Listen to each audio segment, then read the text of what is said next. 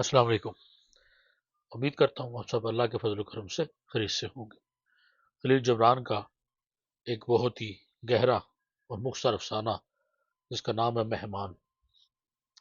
ٹھہر، ہاں ذرا ٹھہرو میرے مشتاق دوست، میں بہت جلد اس فانی جسم کو تمہارے حوالے کر دوں گا، جس کا درد و کرب میرے رگ و ریشہ میں سما کر بیکار ہو چکا ہے، اور جسے دیکھ کر تمہارے صبر کا پیمانہ لبریز ہو رہا ہے۔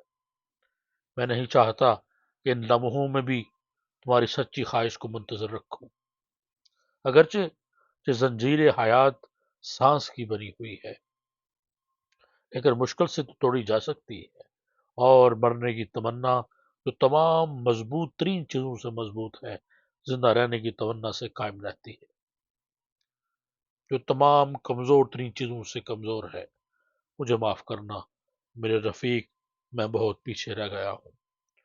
یہ میری یاد ہے جو میری روح کو روکے ہوئے ہے، میرے گزرے ہوئے دنوں کا ہجوم، خواب میں گزری ہوئی جوانی کی جھلک، ایک چہرہ جو میرے پلکوں کو میں بے خواب ہونے سے روکتا ہے، ایک آواز میرے کانوں میں مسلسل گونج رہی ہے، ایک ہاتھ جو میرے ہاتھ کو چھو رہا ہے۔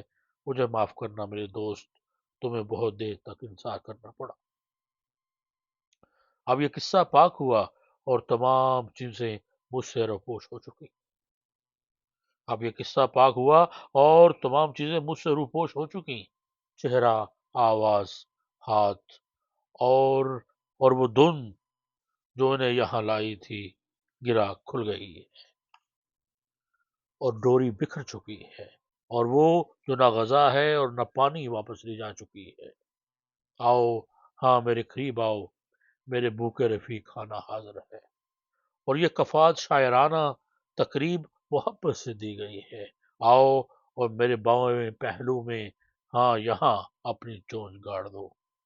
آؤ اور میرے بائیں پہلو میں، ہاں یہاں اپنی چونچ گاڑ دو، اور چھوٹے سے پرندے کو اس کے قفس سے آزاد کر دو، جس کے پر اب بھی کبھی کبھی جس کے پر اب کبھی پھڑ پھڑا نہیں سکتے۔ میری خواہش ہے کہ یہ تمہارے ساتھ آسمان پر بلندوں پر اڑ جائے۔ میری خواہش ہے کہ یہ تمہارے ساتھ آسمان بلند پر اڑ جائے۔ اب آؤ، ہاں آؤ میرے دوست، میں آج کی رات تمہارا میزبان ہوں اور تم میرے معزز مہمان۔